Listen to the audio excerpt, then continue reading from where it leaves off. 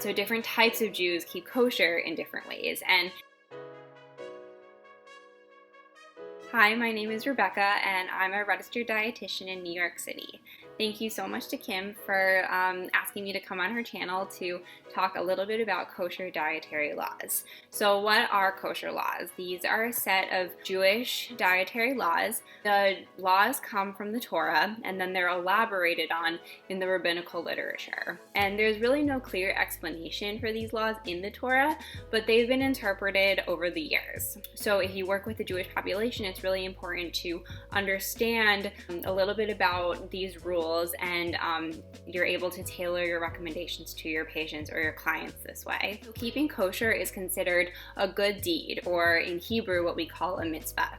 And to give a little bit of statistics, about 1/6 of American Jews keep kosher, while others don't do it at all. And so different types of Jews keep kosher in different ways. And it's really both cultural and a religious part of being Jewish. So a lot of people keep kosher as like a constant reminder of being Jewish in just more of a cultural way, where others observe it as more of a religious practice. So the actual line in the Torah that it comes from is, "You do not cook a calf in its mother's milk." So this is the line that all of these laws kind of stem from. And the idea of that is not mixing meat and dairy. So that's a big part of keeping kosher. So one of them is that we don't eat pork or shellfish. Like I said, we don't mix meat and dairy. We only buy kosher meat. So this is meat that has been killed in a certain way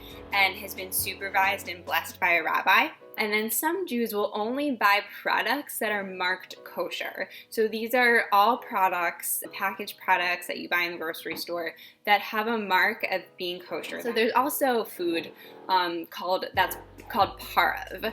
And pareve food is considered neither meat or dairy. So that means you can eat these foods with meat or you can eat them with dairy. Fruits and vegetables are pareve, oils are pareve, eggs and fish are also pareve, which can get very confusing because they're animal products, but they're considered pareve. And then we also have separate dishes, silverware, pots, and pans. Where not every Jewish person keeps kosher. Not every person keeps kosher in the same way. When you're working with a Jewish client, that you ask them if they keep kosher and how they keep kosher. So what are some of these ways?